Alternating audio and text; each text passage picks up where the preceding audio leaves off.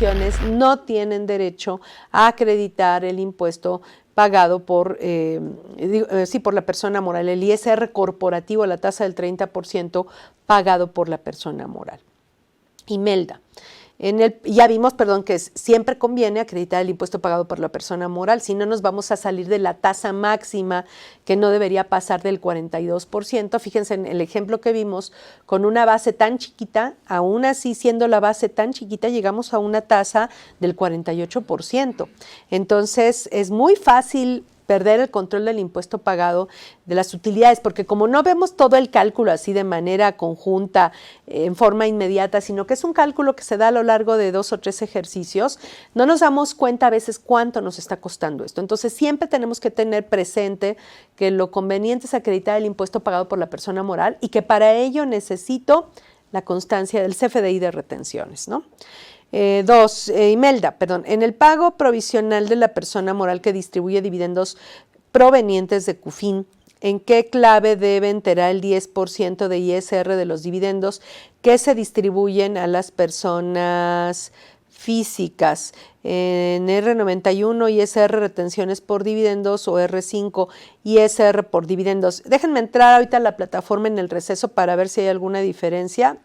Y lo veo, por favor, Imelda, permítanme después del receso para entrar a la plataforma.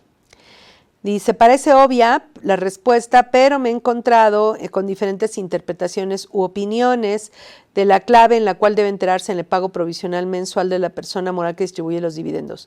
Lo reviso en un momento y lo vemos. Es que ISR retenciones por dividendos sería, yo creo que para el 10%, e ISR por dividendos yo creo que en principio sería para el ISR de los dividendos que no provienen de CUFIN, o sea, serían, porque uno sí es retención, la del 10%, y el otro no es retención, el otro es el pago del ISR corporativo de la persona moral, que llegó su momento del pago del impuesto no vía declaración anual, sino vía dividendos que no provienen de la cuenta de utilidad fiscal neta. Entonces me parece que la R5 sería para el ISR de los dividendos que no provienen de CUFIN, que es un ISR corporativo, y la R91, ISR por retenciones por dividendos, sería para el 10% del ISR que se retiene al pagar los dividendos, que es la retención adicional, el impuesto adicional a los dividendos que marca el artículo 140, segundo párrafo. Gracie o Gracie Martínez, el ISR corporativo que paga la persona moral y que a su vez acreditan las personas físicas en sus declaraciones anuales. La persona moral, al momento de hacer su declaración anual, se acredita el ISR que pagó por distribución de dividendos.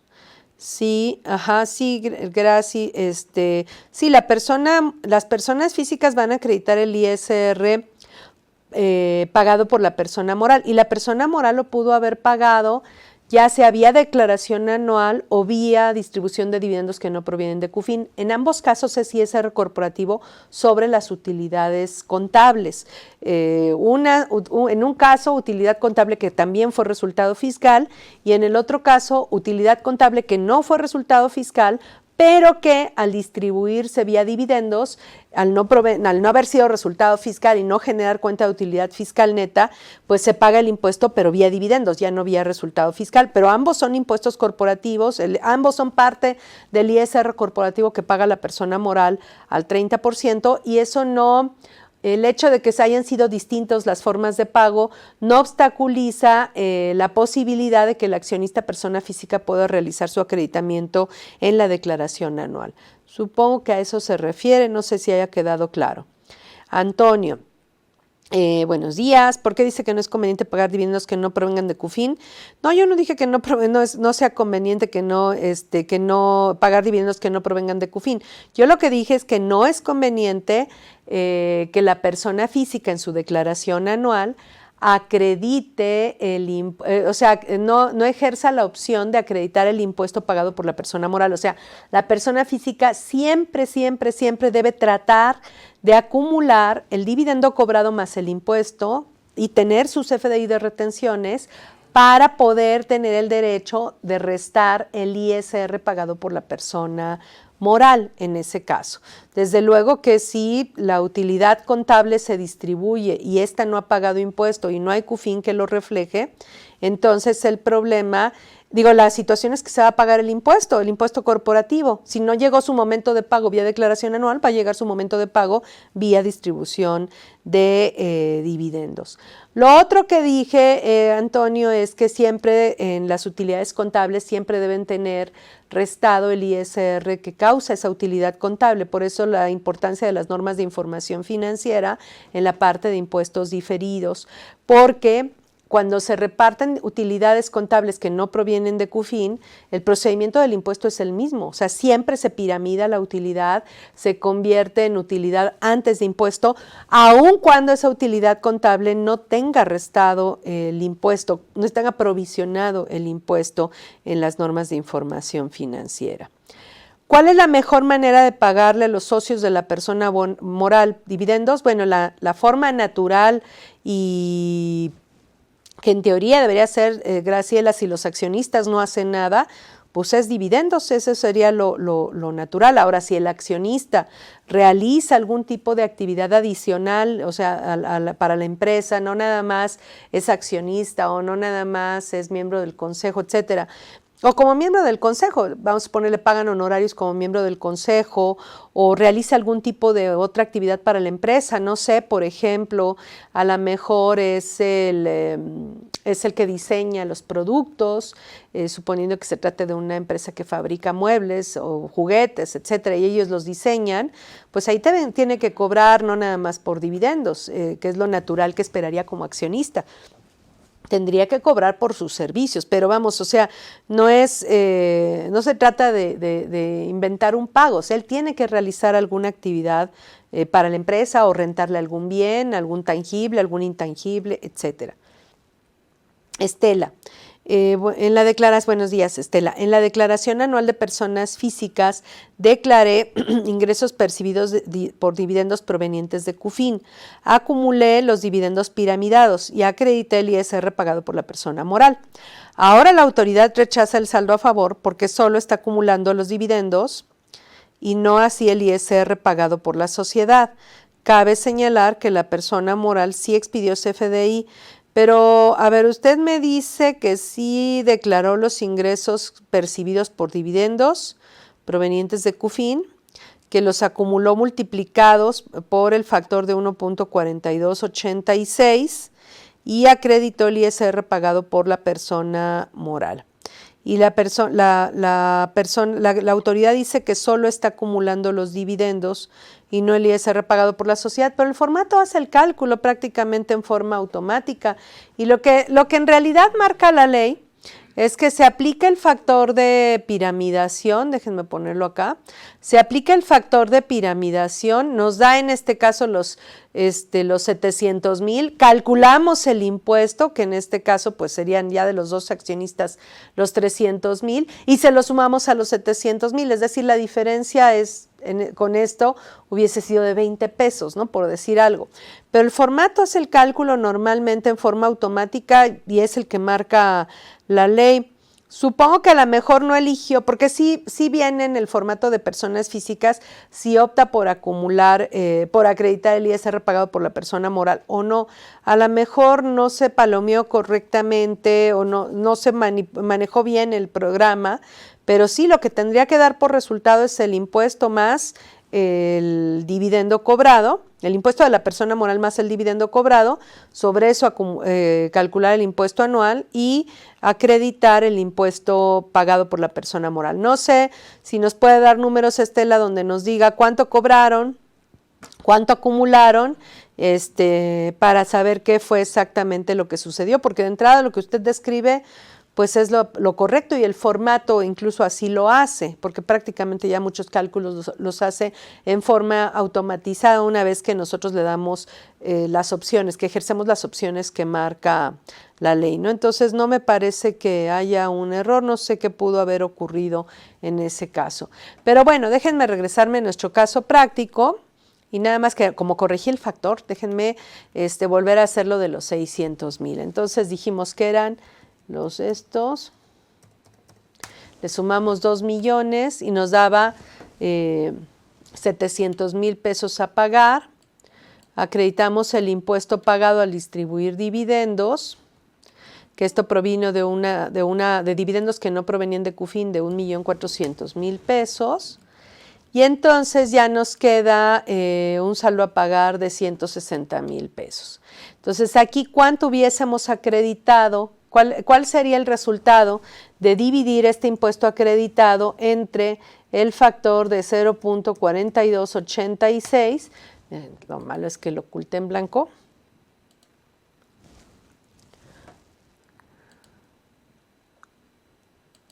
Ahí está, y vean cómo si yo hubiese acreditado los 600,000 pesos completos, si hubiese tenido una base suficiente para absorber el acreditamiento total de los 600,000 pesos pagados al distribuir dividendos que no provienen de CUFIN, si yo estos 600,000 pesos los divido entre el factor de desdoblamiento, me da el 1,400,000 o casi el 1,400,000, que fueron los dividendos que no provenían de CUFIN.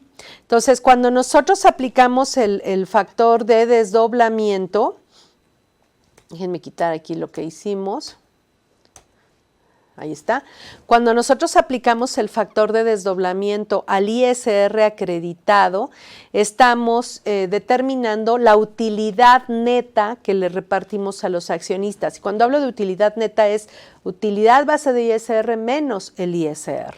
Entonces, en este caso, en este ejemplo, como nosotros acreditamos 160,000 pesos, de impuesto en la declaración anual, aquí está, los dividimos entre 0.4286, que tenía mal ahí el dato del factor, tenía una tecla de más, y nos da 375,000 pesos. Estos 375,000 pesos se los restamos en el cálculo de la UFIN, y entonces nuestra UFIN, que iba a ser de 400 y tantos mil pesos, pues solo es de 44,000 pesos. Y tiene sentido porque ya casi toda la utilidad contable se distribuyó. Entonces no podía ser que generásemos toda la UFIN como si hubiésemos pagado todo el impuesto, porque en realidad no se pagó pues todo el impuesto. El formato hizo el cálculo, sí realizó el cálculo en forma automática y resultó saldo a favor, pero la declaración fue rechazada porque la autoridad no está considerando el ISR pagado por persona moral. Eso sería un error de la autoridad. Aquí déjenme, tengo el anexo 7 de la resolución miscelánea, que acuérdense que cuando la resolución miscelánea se publica en el Diario Oficial de la Federación, como es el caso del anexo 7 de la resolución miscelánea, genera derechos para los contribuyentes. Entonces, en este caso, sí existe un criterio para las personas físicas que establece que se les debe devolver este saldo a favor. Es aquí, por aquí está. Acumulación de los demás ingresos por parte del momento de acumulación. Es el criterio 50 de ISR, de 50 diagonal de ISR normativo. Me voy a este criterio, es el anexo 7 de la resolución miscelánea que salió publicado el 11 de enero de 2021. Entonces, 50 de ISR. Ahí está, lo voy a abrir. Dice, devolución de saldos a favor personas físicas, acreditamiento del ISR pagado por la persona que distribuyó dividendos.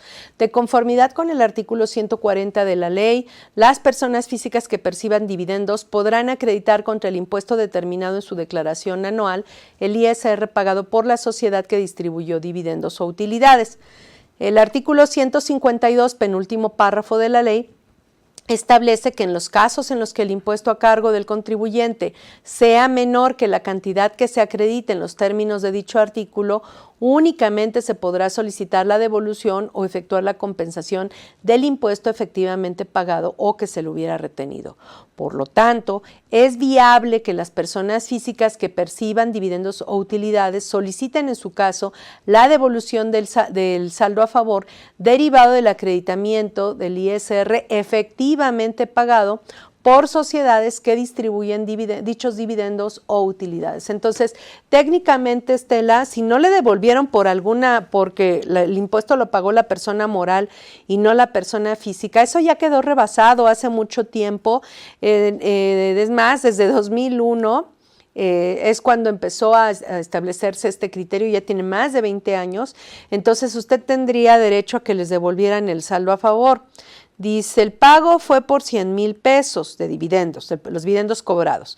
Acumulé 142,860. Acredité 42,860. Perfecto. Sin embargo, en el rechazo de la declaración, la autoridad indica que la persona moral no manifestó relación con la persona física y por lo tanto solo considera como ingreso los 142,000 pesos y no el ISR pagado de 42,000 pesos. Esa sería otra situación, Estela.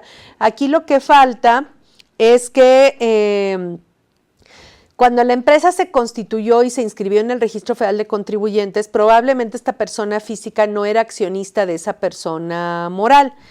Si no lo era en ese momento y se convirtió en accionista posteriormente, aquí recuerden que el año pasado tuvieron que haber presentado el aviso de la estructura accionaria actualizada y de esta forma se vinculaba al accionista con la persona moral y de esa forma el SAT tiene ya la certeza de que efectivamente esa persona moral esa persona física cobró dividendos de esa persona moral porque es accionista. Además, también no nada más es la parte fiscal, habíamos ya comentado en la sesión anterior que tenemos el sistema de publicaciones de sociedades mercantiles que maneja, que administra la Secretaría de Economía, que este sistema se dio a conocer nació con la reforma de 2014 y se instrumenta con la reforma en un año después, en 2015.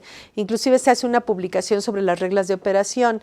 Déjenme entrar al PSM de la Secretaría de Economía, es PSM de la Secretaría de Economía, publicaciones de sociedades mercantiles, y ahí también en términos de la Ley General de Sociedades Mercantiles, no nada más desde el punto de vista fiscal, sino también desde el punto de vista mercantil, no nada más es al SAT al que le tenían que avisar cuál era su estructura accionaria, sino también se tiene que avisar a la Secretaría de Economía.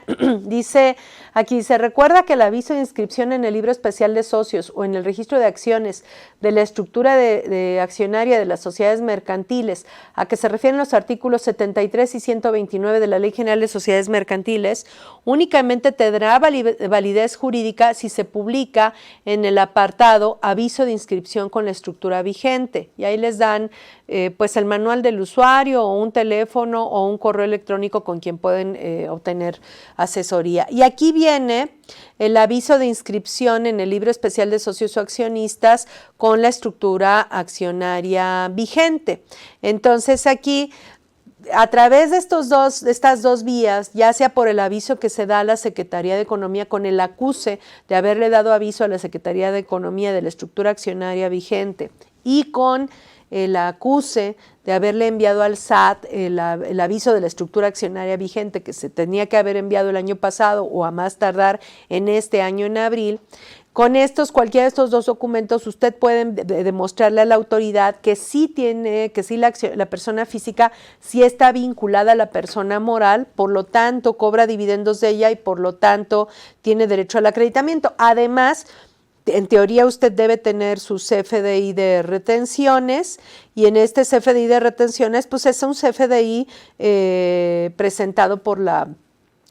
emitido por la persona moral que le pagó los dividendos. Entonces estos tres elementos le servirían para demostrar que efectivamente sí está vinculado a la persona moral. El aviso a la Secretaría de Economía, el aviso al SAT y además el CFDI de retenciones. El aviso al SAT pudo no haberse presentado el año pasado, nos dieron como fecha límite este año y usted tendría que argumentar eso.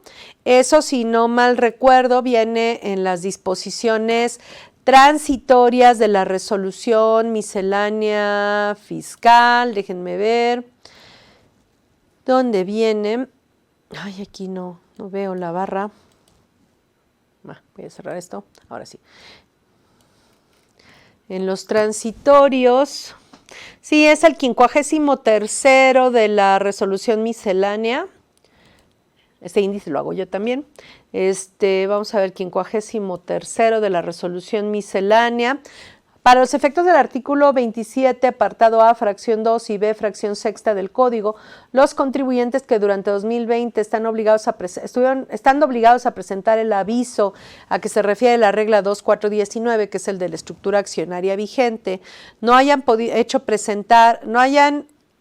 lo hayan hecho, podrán presentar el referido aviso por única ocasión a más tardar el 31 de marzo. Y si tienen algún cambio por el cual tuvieran que presentar nuevamente actualizarle la información al SAT, todos los cambios que hay en 2021 los van a poder informar, todos los cambios que se den de enero a junio de 2021 se los van a poder informar a la autoridad a más tardar en septiembre de 2021. Entonces, a lo mejor no lo habían presentado para efectos fiscales, el aviso, Estela, pero tenían todavía hasta marzo para hacerlo. Lo que les serviría ahí sería el CFDI de retenciones o el aviso ante la Secretaría de Economía de la estructura accionaria vigente. Entonces, pues vamos, eso sería lo que tendríamos en ese caso. Fabián dice, otra vez, buenos días, sí, dice, si de los dividendos decretados no alcanza todo de la CUFIN antes de 2013 y la parte restante se toma de la CUFIN de 2014, ¿qué es lo importante que debo considerar o sugiere que tenga algún cuidado para efectos fiscales? Bueno, primero, yo le diría que en las cuentas de orden tendría que tener separados las dos CUFINes, la de 2013 y la de 2014, para que no haya lugar a dudas de que usted sí hizo la separación en su momento y que cumplió con las disposiciones legales, ¿no? En este caso con las disposiciones transitorias, número 1. Número 2, entonces, que lo tenga separado en cuentas de orden, que retenga el impuesto sobre la parte que tomó de la CUFIN de 2014, únicamente sobre esa diferencia.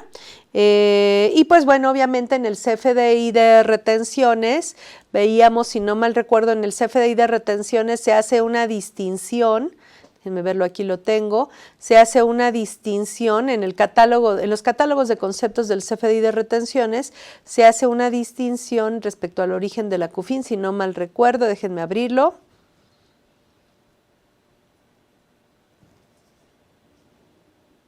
Aquí está, sí, aquí vienen las distinciones, déjenme hacerlo más grande. Y dice que proviene de CUFIN, no proviene de CUFIN, y viene una clave que proviene de CUFIN al 31 de diciembre de 2013. Entonces, en el CFDI de retenciones se tiene que hacer esta distinción, Fabián. Por las claves que se utilice para el llenado del CFDI de retenciones, se tiene que separar la parte que proviene de la CUFIN de 2013 de la parte que no proviene de la CUFIN de 2013. Entonces, utilizaría la clave 6 para lo que proviene de 2013 y la clave 1 para lo que proviene de 2014. Mireya, déjeme contestar algunas preguntas de Facebook, si es que, sí, aquí los tengo. Bueno, saludos a Gustavo Leal, Lupita, Enrique Arévalo, buenos días, dice, aplica para todo tipo de sociedades, que es lo que pregunta Enrique Arévalo, si el aviso de socios de la Secretaría de Economía aplica para todo tipo de sociedades. Pues para todo tipo de sociedades mercantiles, sí. Las API, todas las sociedades mercantiles, los 6 tipos de sociedades de la Ley General de Sociedades Mercantiles, bueno, más las SAS, que ya en realidad son 7, sí, para todos ellos. ¿Quién más? Pero teníamos otras dudas antes, de Magali. No, perdón, de Mireya. Si en una empresa el socio mayoritario hace préstamos a la empresa desde su inicio, desde 2003, a la fecha son 5 millones de pesos, ¿cómo se puede capitalizar? Bueno, en este caso, pues tienen que hacer un acta de asamblea, tienen que revisar el acta constitutiva y las modificaciones al acta constitutiva para ver si en los estatutos se establece algún tipo de algún tipo de formalidad para hacer este incremento especial, ¿no? Pero si no existe ninguna disposición en particular sobre este tema en los estatutos, entonces tiene que hacer, tiene que publicar una convocatoria a la Asamblea de Socios. Esto se publica a través del portal de sociedades mercantiles de la Secretaría de Economía. Normalmente en las actas de asamblea, cuando los accionistas, sobre todo en empresas pequeñas o medianas que acuden todos y no hay ningún problema, pues a veces no se requiere la publicación de la convocatoria, o se dice que no se requiere porque se presentaron el 100% de los accionistas y que por eso la convocatoria no fue necesaria. Pero bueno, en ese sentido, lo correcto sea publicar la convocatoria, o si cree que van a asistir todos y no va a haber ningún problema, de todas maneras consulte con su abogado si se puede poner que no fue necesaria la convocatoria porque todos asistieron. Pero bueno, se hace entonces la asamblea de socios, se reconoce el adeudo como parte del orden del día, se reconoce el adeudo que se tiene con el accionista y entre todos los accionistas por mayoría de votos acuerdan la capitalización de esos 5 millones, ellos renuncian a ejercer el derecho del tanto, de aportar una cantidad proporcional a su participación y si renuncian, pues entonces ya se hace la capitalización de utilidades, se emiten los certificados provisionales o los títulos de las acciones. Recuerden que los certificados provisionales no pueden durar más de un año, al año se tienen que emitir las acciones y se tiene que hacer la capitalización. Este movimiento obviamente va a incorporarse al capital social, en tanto también se va a incorporar el capital contribuido, que es como la cuenta de mayor del capital social, y se va a incorporar a la cuenta de capital de aportación, porque ahí sí hubo entrada de dinero. ¿Con qué fecha? Pues con la fecha de la capitalización, con la fecha del acta de asamblea en ese caso, ¿no? Bueno, eso sería Mireya. Luego, Magali, ¿qué plazo tengo para expedir el CFDI por el pago de dividendos después de realizado el pago? Esto lo tenemos en la resolución miscelánea fiscal. Aquí lo tengo. Ahorita les doy la regla. Ahorita déjenme para no perder más tiempo en buscarlo. Graciela, se los busco en el receso. Magali, se lo doy, pero es enero, es enero la fecha límite, pero para darle el fundamento exacto del CFDI de retenciones. A ver, déjenme ver, aquí tengo mi índice. Aquí está, me pierdo con el PDF. Ahí está. A ver.